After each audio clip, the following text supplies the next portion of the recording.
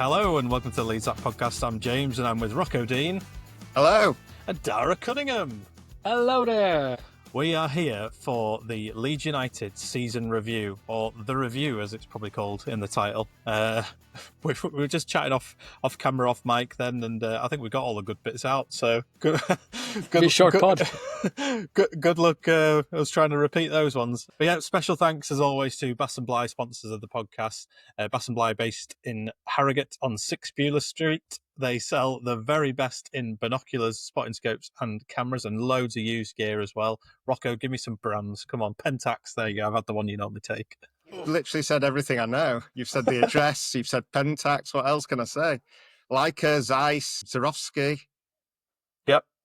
They'll buy you used gear as well. I mean, it is used and it'll be used again, but they'll buy it and they offer warranties to anyone looking to purchase as well. So go there, go speak to Justin. They are the very best in camera and optics in the UK, I'm going to say. Maybe the world. I know, lads. One for the oldies, because I was listening back on our old episodes this week, and I realised we've cut out Rocco's dad's tune. So Bass and Bly are magic. You can hear it on Leeds that. So there we go. That's so true, actually. I was listening back to some episodes today, which we'll come on to, and I heard it. I found the episode where I called your dad David Dingle, I think, didn't I? Sorry, David. And I called him David Jean before that. So yeah, go to bassandbly.com. Right, so yeah, Darragh, you've been tearing through the old podcasts from this season. I've been having a listen. You're going to dish up some dirt. I have no doubt. But I think we're going to try cover off player of the season, goal of the season, moment of the season, performance of the season, match of the season, surprise player of the season, underperformer of the season, low light of the season, and highlight of the season. Is that right? That is correct. Let's do it. Cool. So, well, I might just go off this for one brief moment. And I was telling Rocco and Darragh that I've been watching all the highlights of the season so far, and I went even as far back as watching the Valencia game. And in 2001. Yeah, no, the Valencia pre-season friendly, Rocco, none of that. And Ampadu had bleached blonde hair, and we got a player sent off, if you remember. I think Ampadu got a shove in the face. Do you remember, does any of that ring any bells? Yeah, I do. But I tell you who was magnificent in that game, 2 players, Matteo Joseph and a certain Jorginho Rutter. And I completely forgot that we went into the start of the season. I'd erased him from memory of how good he was. And I want to come on to that later to remind me. But yeah, let's go for it. Player of the season. I'll go first, shall I? Yeah. Player of the season is a really tough one. It's tough. I was watching all the goals back. Shall we break this down into favourite player and best player? Because they are 2 different things, aren't they? I mean, I was going to say, how do you want to judge it? I mean, maybe that's up to the person. I don't think we should have favourite and best. I think we should have player of the year. Honourable mention. Yeah, that sounds good. Okay. Because we love them all. We love them all just the same. No, we don't. We definitely don't. There's some we cherish, for sure. Yeah, I was watching all the video of all the goals, and God, like I remember when my dad said earlier in the season that Peru was the best finisher he's ever seen, and I thought it was absolutely ludicrous. But yeah, watching that video, he was absolutely brilliant. Like so many fantastic finishes. So he would be my honourable mention, actually. But I think for player of the year for me, I have to go with Bogle. I definitely am. Really? Interesting. Yeah, I just think he's been so important. I think he has been the final piece of the jigsaw. Like, obviously, there was some churn over the summer, but mainly the big change has been having an actual right back at right back. And I just think he's been unbelievable. He's got a lot of goals up and down. So, yeah, important. I think he's part of the reason why Dan James has been so good as well. So, yeah, Bogle for me. Wow, interesting call. Look, there's no surprises for me. I said from the start of the season, the player I thought was going to be the player of the season would be Dan James. And yeah, having looked at that video, the goals, I haven't changed my mind. I thought all season he was just absolutely electric. And watching him back, I actually forgot how good he was, because there was parts of that season, maybe the first quarter of the season, where he was just unstoppable. He was involved in absolutely everything. And I just loved the guy. So absolutely 100% Dan James, player of the season. And my honourable mention goes to, I think this is a tough one as well, because I thought Peru was great. When he gets up on his toes, he's magnificent. But Tanaka, I'm going to be a bit boring. Same as what it was at the club awards, but just in slightly reverse order for me in terms of importance. But two magnificent performers. I don't think that's boring. I think it's this is a really hard call to make because you can pick player of the season based on sentiment, which is what I think happened with Dan James, and why I think we've probably picked him. And he was incredible. He had a great season, don't get me wrong. But there's so many good performances in that team. It's ridiculous. And you even think of Solomon in the last few months, and he basically got us over the finish line to the title. And Purdue as well, coming back into the team towards the end of the season when he was going to be out until the next season with an injury and avoided having surgery. Really, really tough. But I think it has to be Tanaka for me as well. I just think there's something about him that I think we're going to really like in the Premier League. And I think he's got such a good, calm head on him. The way he was just eating that pizza when they won the title in the background, and just sort of soaking it all up. He's that kind of guy. And he reminds me a bit of, is it Kante at Chelsea? He's just like really humble guy, just loves his football, gets on with it, avoids all the other stuff. Just there's something about him. And I think he's been so good. And I tried to find the episode where we talked about him when he first appeared, and we talked about shades of his passing just being like a level up.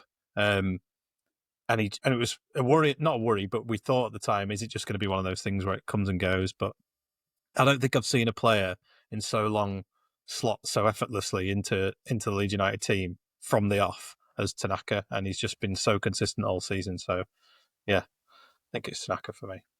I just had something on Bogle, and it's a general point really, but you see the amount of assists and goals that Bogle scored, and then you compare that to Archie last season.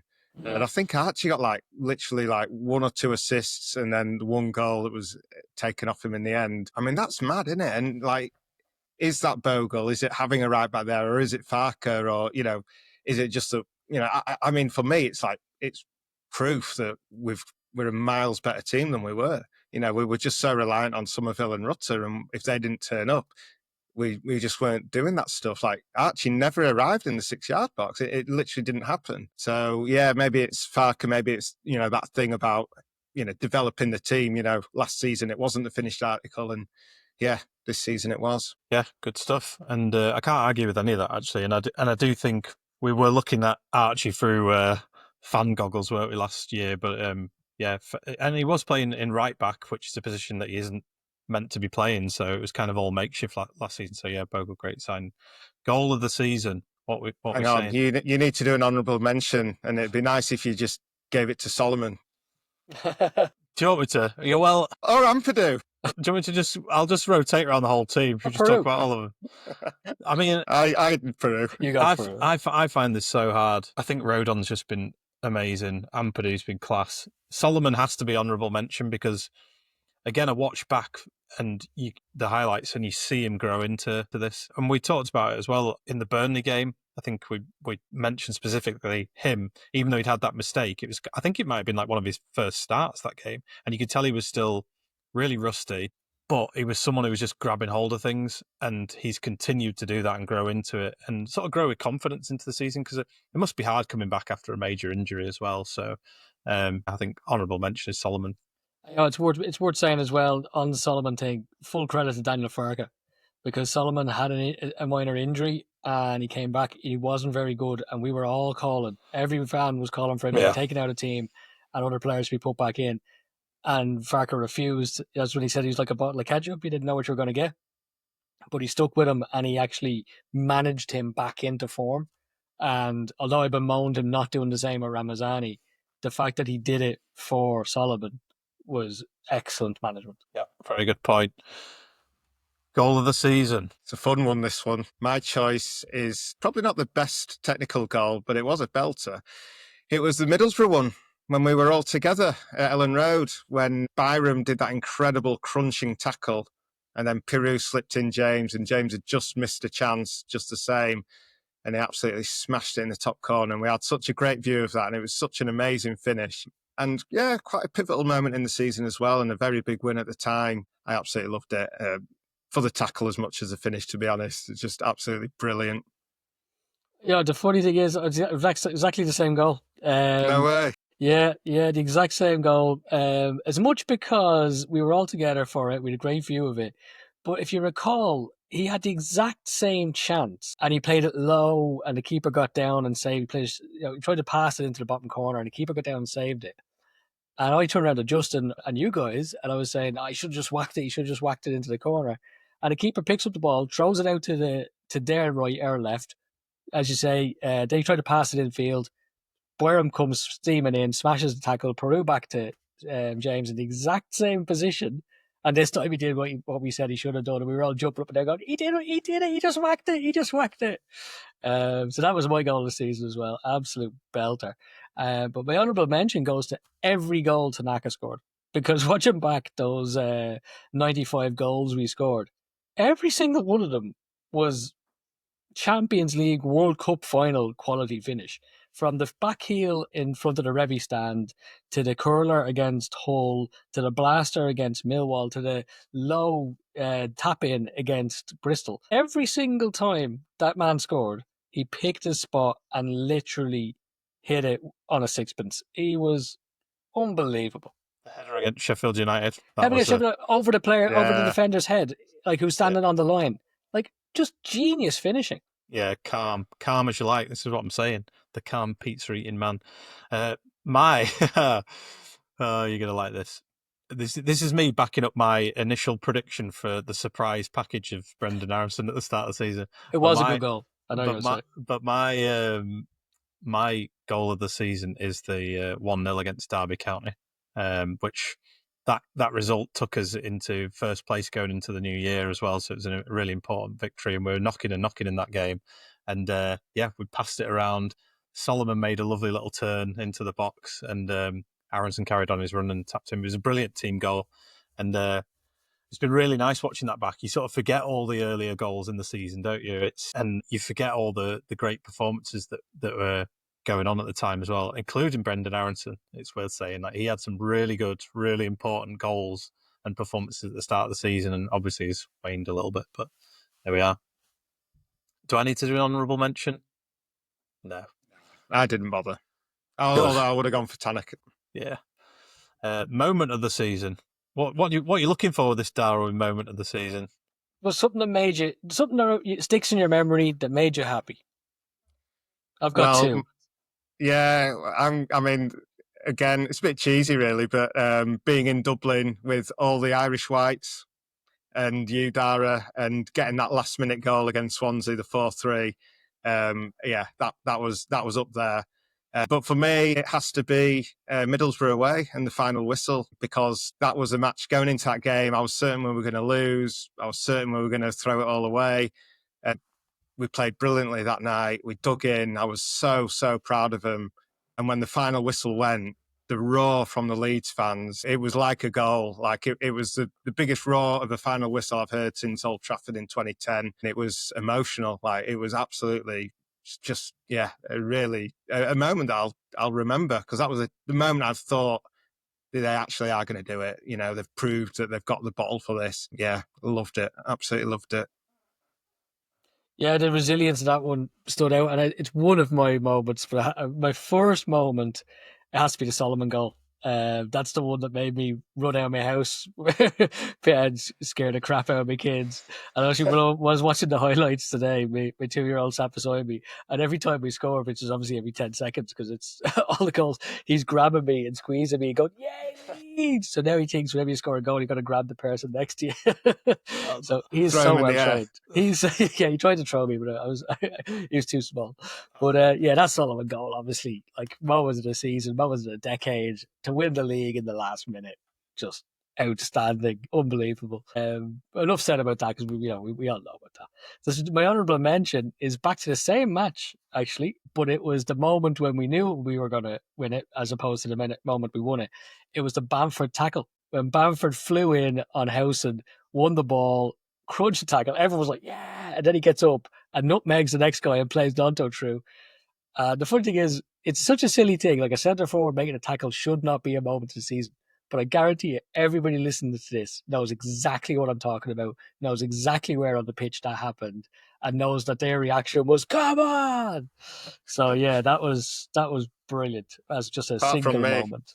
It was right in front of me, but I'm surrounded by Middlesbrough fans, so I didn't do that. But it You is go, funny. come on, ref, free kick. Yeah. It's so ironic though that I mean that tackle basically saved his Leeds career, or it's sort of, I don't know, that was like the redemption. But it came from him losing possession. Like, it was a bad first touch. He had to go and tackle it back. But the fact that he did, yeah, I loved it. Throwing your Parma chicken into the crowd, Rocco, in celebration. They're all really good shouts. And Middlesbrough was an interesting one as well, because that result was so important, which then sent us it felt like it sent us all mentally on the path to, we can do this, after not only winning one game in 5 before that. So it was huge. God, it's so tough, these, aren't they? But the moment for me, for multiple reasons, is Pascal Strauch's winner against Sunderland, because we had been giving Farke so much stick in the run up to that, if I'm honest. Not brutally, but we were all sick of the kind of substitutions and it just feeling like we're going through the motions of them and just doing them on 70 minutes. But that was one game where he specifically spotted that we were winning a lot of set pieces. So I'll get my best set piece taker, who's taken the most set pieces for Leeds in this season, Rothwell. Get him on the pitch, get Pascal Strauch, who's the most dangerous from a corner, brings him on. They both get 2 between them, 2 assists and 2 goals. Just phenomenal. And so that moment was just like the roar in the stadium, the feeling was amazing. And it was just like, it just put a lot of things to bed in that split second. So it's just brilliant. So good. Right, moving on. What we got? Performance of the season, one player in a particular match. Harry, have you got something in mind? Well, I think. Oh yeah, I've written down all my answers. We're good. You have a think. Okay, I had written down my second, but I'm after reversing it. So, single player performance of the season, Joel Peru against Stoke. I had someone else written down, but I have to go for Peru versus Stoke. He's made history. First player in the history of Leeds to score 4 goals in the first half. Absolutely incredible performance. My honourable mention goes to Daniel James against Cardiff. He was absolutely electric. Remember, he's the one who sprinted onto it, cut it back for Aronson. I think he set one up for Solomon, and he scored one himself. He was brilliant against them. He was unplayable. And no particular match, but again, go back to, I've written down here, Bogle and Tanaka just all the time. There was some matches where Bogle was just unplayable, and as was Tanaka. So there's a few there, but as a go with Peru for making history in the Leeds shirt. It's funny, just before, a millisecond before you said yours, it popped into my head what it had to be for me, and that is Bogle against Stoke, because he just absolutely tore the left back to shreds. Like some of the goals that he set up, the touches, the little skills, he was, completely on fire. And so, I mean, Peru found the net, and he was unbelievable as well. But I think I was more astonished by just how good Bogle was. And an honourable mention to Jorginho Rutter against Valencia. He was amazing. I was going to say that as well, Rocco, was my joke. No. You bloody nicked it, didn't you? God, it's tough as this, isn't it? I think... No. I think, well, honourable mention to start with, I would probably say Rothwell against Middlesbrough was very good.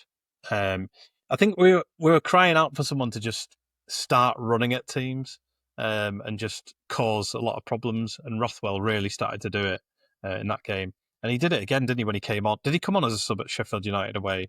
Yeah. He did, didn't he? And again, it was that thing of just, cause them problems. And he's done that. That's his style. That's what he does in games, I think, is just get a grip of things. But I just can't ignore the last game of the season and Solomon, his performance in that, because there's so many times that he was trying to get down the wing and he was being doubled up on and had to come back and make an easy pass. But he just kept, like some players would just let their heads drop, just feel like, well, I'm not getting anywhere. I'm not going to get through this. But still late on in the game, he grabbed hold of the ball, ran with it and did what he needed to do. And just amazing. Again, we talked about this earlier in the season. We need players to grab the game by the scruff of the neck, and Solomon did in that match. So that's the one for me. We've got to make him a permanent signing, don't we? We just have to. Yeah, I mean, I sent you some stats earlier, and it just feels like he's the one we need to sign. And what's interesting is because you compare him against Somerville and co from last season, but you got to remember that Solomon didn't actually play the first few games really, because I think he had the injury, didn't he? And then he sort of slowly got into the season. But once he was in, he was like, "This is it." I think he would be like Isaac Johnson mentioned it on a podcast of ours recently, and he said that his ball retention is really good, and that is true. That is what he's so good at. You rarely see him lose the ball. He'll turn away from a player and make a pass. He won't just play a sloppy pass at all. So honestly, I think he would be incredible if we managed to get him next season. He did start the first game. I think he did get injured, but he did start the first game. I remember the first time he got the ball and he just like shuffled past the defender, and I just straight away thought, well, this guy's another level. I really hope we can get him. He's proved his fitness, obviously. Fingers crossed. I hope so. Match of the season? Match of the season. I think it has to be Swansea, 4-3. I mean, Cardiff is the other one, isn't it? But Swansea for the drama. It was such a weird game as well. Like, where was their defence? Every time we popped the ball forward, we were like in behind with 3 men free in the middle. But that was a roller coaster. That was the game where Solomon and Dan James were just practicing to one another across the box, basically, weren't they? Yeah. I was going to say that, but since you've said it, I'll go with something different. Coventry away was a really, my honourable mention. I really love sticking 2 past Frank Lampard, and we just didn't give them a touch. But Sheffield United away, 3-1, brilliant. Went the goal down and then just came back and absolutely destroyed them. And that goal by Peru at the end was an absolute cracker as well. On top of Tanaka's header over the defender on the line. So yeah, for match of the season, I thought that one for me. There's loads of games where you look back and you remember like how nervous we all were going into because we drew with West Brom, didn't we, 0-0, and then we went straight into Sheffield Wednesday away, and we were nervous about that because that's just always a really tough game. I think we had the draw at Sunderland, which was 1-1. Obviously, the Melia mistake, which everyone was talking about for such a long time after that. But I was really nervous going into the game after that, which was Sheffield United, where we won 2-0 at home. And for me, I think that's match of the season because it was such an important result, because I always felt from the start of the season Sheffield United would be one of the teams up there with us, and grabbing that win was just fantastic. And Pascal scored a Cooper-esque goal, didn't he, where it was like left-footed rifled into the top corner. Mateo Joseph had a brilliant ball through from Peru, and he used his body, didn't he, to get in front of the defender and score that goal. And that was a massive victory, I thought, at that time, considering we'd had such a disappointing game before. So for me, that's one. That surprise player of the season. Surprise. I'd maybe say Solomon. I'm not sure. It has to be Tanaka, actually, doesn't it? Let's not beat around the bush. Good luck coming up with any different names. I mean, Solomon, just because I didn't expect him to be as good as he has been, a loanee coming from the Premier League, but he'd been out a long time. He's been a dream. He's been an absolute dream. Like that's, you get in a Premier League loanee winger, you get someone like Adel Taarabt, he's had that not as dramatic an impact as he has at QPR, but, not that far off. And, he's probably the closest thing that we've had to a Pablo type player as well. Obviously, Rafinha is a special winger, but Solomon's, he's a different type. Reminds me more of Pablo. Been awesome. Absolutely brilliant. Yeah, I don't think you can look much further than Tanaka. I think we all understand the reasons for that. The price tag being one of them, and just the fact that he's clearly head and shoulders above the league, despite coming from the German second division. But my honourable mention goes to Joe Rothwell. I had no idea he was going to be as good as he was. When Gruev and Ampadu got injured and Tanaka and Rothwell had to play, I was concerned, or I was really worried. And between the two of them, they were just magnificent, absolutely magnificent. Like that thing, driving through the middle, set pieces, dropping deep to play the ball or to get the ball, spraying passes out wide. Stuff we didn't see at all last season from the likes of Glenn Kamara, who I also thought was a good player, to be fair to him, just his style was different. But I really, really enjoyed watching Joe Rothwell this season. I thought a proper midfielder who could do a bit of everything, and really enjoyed his performances this season. Love to sign him as well. Love to make that one permanent. Very good. My surprise player of the season is Gilavugi. I don't know why I was surprised at his performance against Harrogate Town being very bad. But yeah, it's got to be Tanaka for me. I don't want to repeat things, but just the moment he came on the pitch, you just knew there was something different, and I was so glad he kept on building on that performance in particular. And I'm really looking forward to seeing him in the Premier League. If we see him in the Premier League, like someone could snap him up. That's how I feel about him. Hopefully not. PSR and all that. Anyway, underperformer of the season. PSR could PS off. Go ahead, Rocco. Underperformer of the season is the guy that I predicted would be the Championship goalkeeper of the season, Mr. Betty's fan, Supreme Ilan Melier. Yeah, like you mentioned that Sunderland game, and I remember that night being still really happy because we were so good that night, and it made me realise we're the best team in the league. And, mistakes that Melier made, well, they're once in a blue moon. But they weren't. They were every few weeks, if that. And yeah, he had a disastrous campaign. There's no doubt about it. I thought, when he did the whole thing, like enough was enough, and Falk had no choice but to drop him. But he stuck by him. Fair enough, he's paid to make that decision. In the end, he finally did get dropped. Would we have got over the line anyway? Honestly, who knows? Who knows? Because, the defence might not have been as solid. The team might not have been as confident. It probably just jolted things and gave us a bit of freshness as well. And fair play to Darragh. He could have been the surprise player of the season as well. Actually, that's a very good show. I had no idea Darragh was going to be as good as he was. But yeah, I have to agree with you. Bellier for me. Unfortunately, because I really like Bellier, always have. But I think his time at Leeds has now come to an end. And for me, it was the Swansea game. Like, I stuck with him at Sunderland. It was just such a bizarre one. And then the whole game, you're like, but when the one went in against Swansea, the mistakes were bad, but it was also just the fact he just didn't seem to save anything. For me, the game against Portsmouth was pretty bad. The Preston goal, I thought was the worst. That was the one where he kind of pushed it into his own net, and I just thought, Jesus Christ. So that was bad. And as much as I hate digging this one out, I have to say, I think we all have to say it. Mateo Joseph. I mean, he started the season as our outright number 9. He was given, I think, 9 games in a row, and he was brutal. Let's be honest. And he's going to know that himself. He's going to be absolutely sick to have started the season as Leeds number 9 and become a squad rotation bit part player by the end of it, and having played his way into that role. So I'm not sure if I'd cash in yet. I still think there's a player in there. I just don't know if there's a player in there for Leeds United. Some people just can't perform at Ellen Road, unlike Joe Rothwell, who clearly performs his best at Ellen Roads. Based on my pre-season prediction of Aronson being the surprise package, I'm going to say underperformer of the season of Brendan Aronson. And, like I said, he had some really good performances really early on in the season. He was scoring really important goals. But even back to the first game against Portsmouth, if you remember, really late on, he had that chance to win it.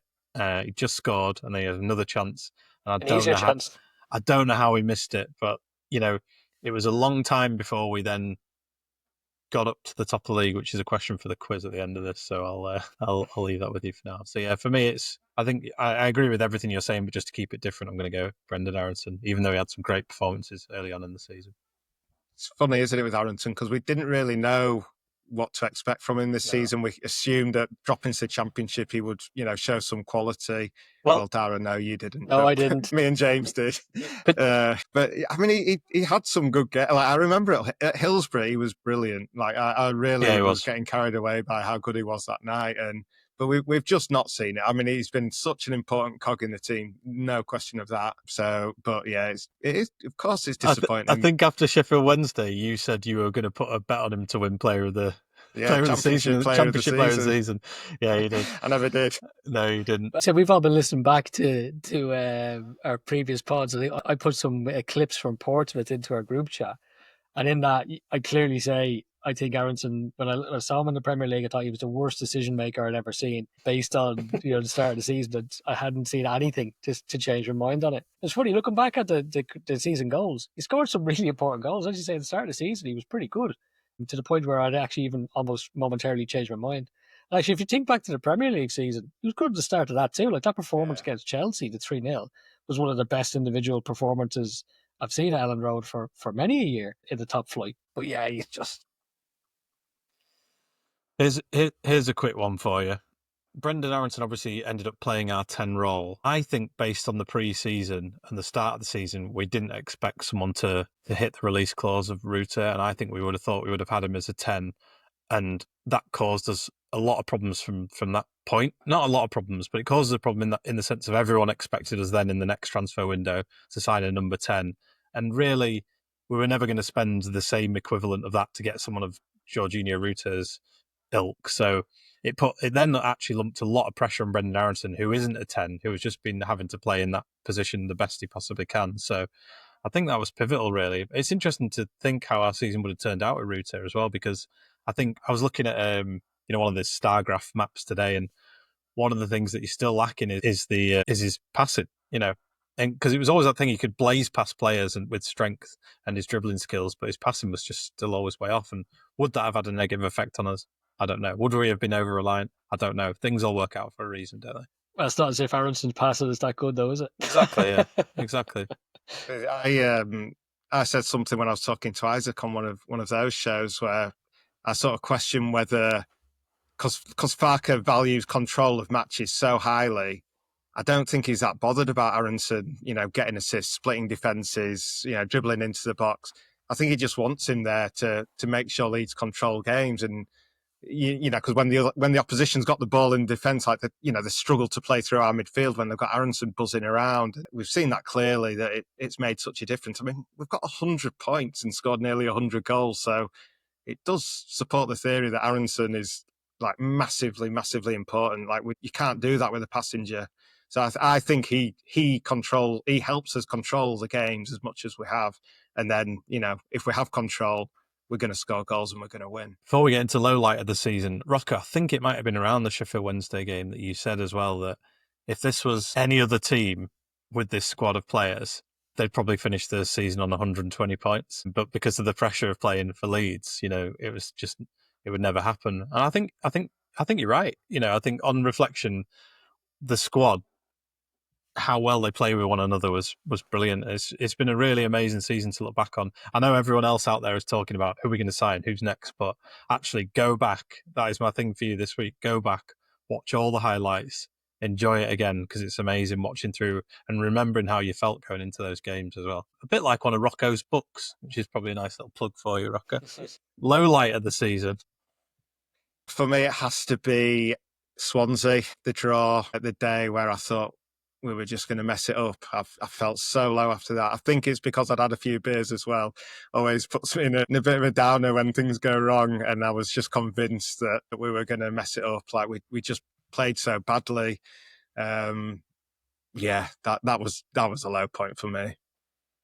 Yeah, exactly the same, but I'll give you something different. That was the one that made me say F off and walk out of the room as soon as that goal went in. So that one was pretty bad. But Blackburn away, the 1-0 loss, that really bothered me. It was a throwback to last season in terms of performance. Team came, they didn't even sit behind the ball too much. They got stuck into us. They got the decisions. They got the goal. They held out. And that worried me. Luckily, didn't worry me for long because we went on to blitz it again. But yeah, just in that moment, that I felt pretty low after that. It's weird, isn't it? Because you feel so different at different points of the season. When you look back at all the fixtures and results, you think, God, I remember how I felt at that point. And Luton, the 1-1 draw for me was like the low point because I thought we'd completely blown it. Again, we'd only won one game in 5. We'd drawn the last 3 when that game ended. We were going into the last 6, a tough game against Borough next. I thought we'd completely blown it. And fortunately, we didn't know that, Sheffield were going to, the wheels were going to fall off as well for Sheffield United. So, but yeah, that was a real low point for me. Even though it was only a draw, it was just the way that all the other results had gone before that. Dear. Highlight of the season. This is hard, isn't it? Because it's kind of like a mixture of moment of the season. Yeah. Can we even? What are you thinking, Darragh? I think you need to give an example. Yeah, I always give so for this one, for me, it's just the entire day of Bristol for the home Bristol game. That was my absolute highlight of the season. If I don't remember anything else about this season, that's what I'll remember. Flying in with my 2 brothers, meeting up with you guys, going for beers beforehand. Place was buzzing. Like Ellen Road was just absolutely alight with fun and smiles, and everyone was happy. Then to go into the stadium, non-stop singing, the players put on an absolute performance to destroy Bristol. The singing after, the celebrations, the champagne, but it was just what an occasion. Something I'll take with me for the rest of my life. My absolute favourite, best day as a Leeds fan ever. Hard to beat that. I'm going to try by saying Harrogate Town at home. It was a momentous occasion for me in the away end at Ellen Road. Let's say Harrogate Town. Yeah, Leeds away with my son and my wife as well. Never been to football with her before. Never will again, but she has been able to experience Ellen Road, and yeah, it was an amazing day. And Leeds winning 1-0 was perfect because I was happy and Harrogate Town didn't get disgraced, and yeah, it was a very nice family outing. It's hard this, but I think it has to be those like highlight. You think of it like a moment almost, don't you? But I think the highlight was the last 2 weeks of the season, right up to the parade, like those results. I mean, the podcast is called Leeds That because we were born of the misfortunes of Leeds United and the Leeds That moments, and those 2 weeks just defied everything about that and rewriting sort of Leeds United folklore, and it was just so good. Every moment of it was just brilliant. Like you said, Darragh, Pirou's performance in the Stoke match, dismantling Bristol, them going to pot the last few games, Plymouth last minute winner, winning the title, finishing on 100 points against the second place, also with the same points, winning on goal difference. Then the parade to end all parades as well. We've waited 33 years for that, basically, haven't we? Amazing. What a season, what a finish. You know what else?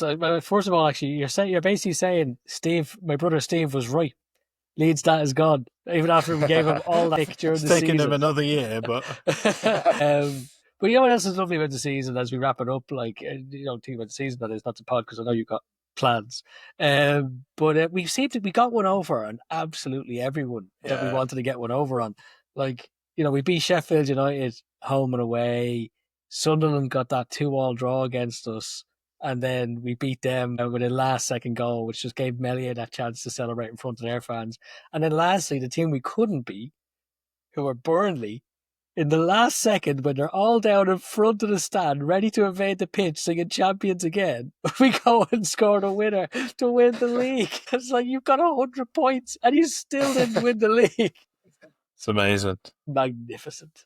It's magnificent.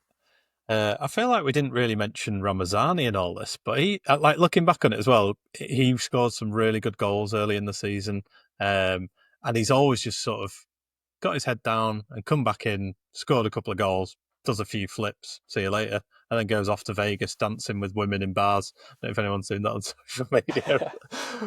I think Ramazani will be talked about in the future. I think he's one for the looking forward podcast, really. But funnily enough, I was going to mention his goal against, I think it was Sheffield Wednesday, when he got the ball like in the corner of the cop with his back to goal and like swiveled a bit and then just like turned and shot. The technique on that was unbelievable. That was a fantastic goal. I think he's a great player. So yeah, look forward to him next season.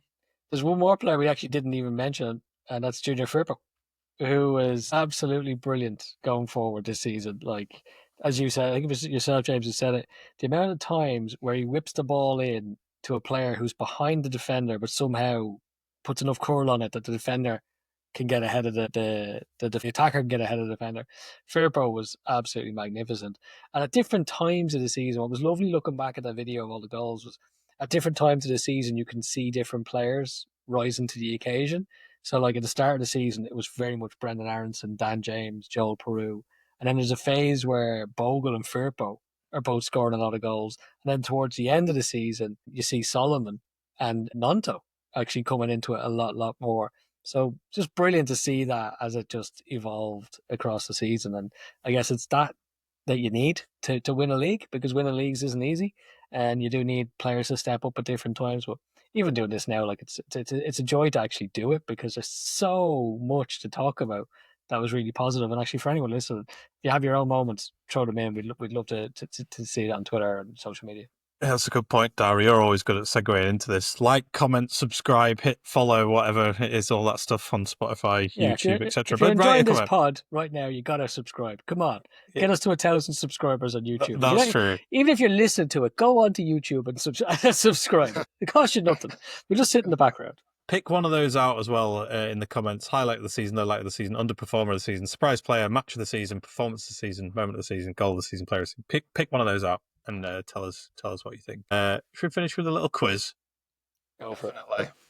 It's not the best quiz, but it's a quiz. How many games before we actually got into first place? 11. Darragh? You said earlier it was Derby. Derby was the game we're getting. So I'm going to say 9. It was 16. The Swansea City game was what sent us to the top of the league. No way. Yep, I think it was. I hope so. Could have got it wrong. We'll see. No, Need adjudicator. someone will call us Appeals out. court. VAR. Leeds that are back. You said it wasn't the best quiz. How many clean sheets did we keep? 21. I think Melier kept about 21. Darlow maybe another 4. So I'm going to say 26. 25. So close. How many years is it since we held a 5-goal lead at half time? This one's from LUFC data. It must have been Revy, so 59. Darragh? Besiktas away. What was that? When was that? 2020? 2021? 69 years it has been. 69? What did I say? 59. Yeah, Great you number. were close. So Daniel Farke, highest win rate of any Leeds manager. What is his win rate percentage? To the decimal point. Oh, yeah. 59.4. 58. On the nose. 2. Who wins that, me? I don't know. I'm not doing the maths. I'm going to... We're both exactly 7 It's the away. same, yeah. Yeah. Well, You round up there, don't you you? round up, so yeah. So they were from lufcdata.com. Make sure you go there. And how many times did we drop out of the first position after we got there? Just out as a first position, not out of autos. No. I'll say 6. I'm going to say half of that. 3. It is. Well, I actually got this wrong.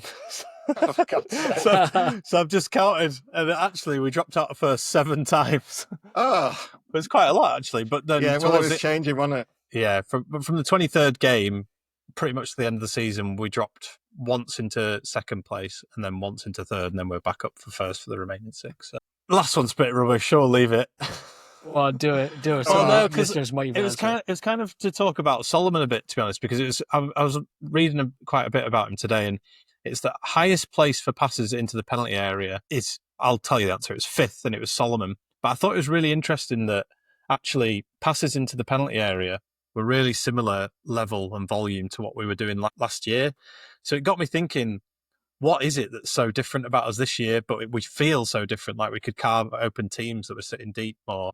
And I can't put my finger on what it is. Is it that players were running more into the box, taking on players? Were we passing more within the box itself? Were we just more clinical when we were there? Like, what was it? Was it wingers? You know, Rocco, you talked about Bogle. It's just interesting point. Well, I hate to admit it, but is it the box crusher himself? Is it Could Brendan well be. Aronson causing Yeah. havoc by just Could be. running in and being a decoy? Because obviously Georgie was never going to be a decoy. He was.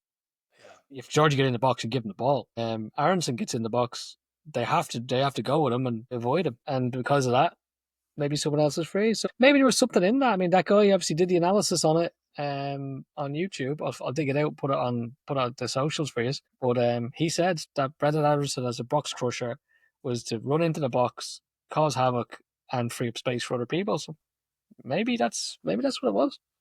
The other thing, so obviously I spoke about Bogle versus Archie. I was like, I didn't frame it like that. Obviously that's the case. But then also on the left, you think about it, Somerville, what did he do? Get the ball cut inside every single time. Like, he wouldn't have been using the overlap of Firpo, or maybe it was Byram a lot of the season as well. So, and then also, remember how crap Rutter was at shooting? How many attacks would it, like, he just like wallop it miles over the bar or whatever. So maybe we started shooting less. I know we used to get annoyed at not shooting enough. That is the thing, and the difference when you look at last season as well. In those last 6 games, this season we really stepped up. Last season, Somerville, Reuter completely dropped off, didn't they? Reuter had his operation. Somerville just disappeared. And that's the difference when it comes to it, isn't it? It's like, what can you do in those? You've got to be up there the whole season. Then in the final games, you've got to get it nailed. Yeah. And experience, another year older, they're a team of, young players that are developing still. Quite a few factors. Interesting. I think it might be one that we continue debating about, actually. It's interesting. Let us know your thoughts. I'll throw in one more as well. One of the best decisions of the season was to not send Ethan Ampadu for that operation and to bring him back early, because stats will show that our away form, particularly in early kickoffs, is absolutely fine. It's as good as anyone else, or it's a top tier results when he's in the team, and it's totally different when he's not. So the fact that we got him back, he stayed fit for the rest of the season, really helped to drag us across the line. Great. A really interesting episode because we have barely talked about Farke. And I think, the time will come for us to talk about him and talk about him some more, because he's obviously going to have to make some big decisions over summer as well with the board. But yeah, I think that's probably it. That just sounds a bit ominous. We'll give him all the bloody praise because we love him. Yeah. And yeah, fair definitely. play, Daniel Farke. Thank you for everything you've done for us this season, despite my criticisms, which I still think are valid, but they're football based. And I said from the start we were going to win the league, and he was the man to get us up, and he's done it. I'm delighted for him, and he's a fire beast.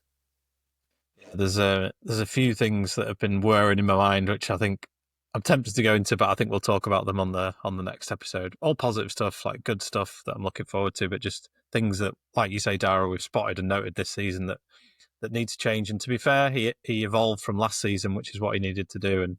And here we are, champions again, ole ole. So we shall see you in another week's time. We'll be back on the Leeds Up podcast. We're going to be staying active over summer because there's going to be lots of things happening at the football club that we're talking about. So have a great week. Thanks ever so much, everyone. We'll see you soon.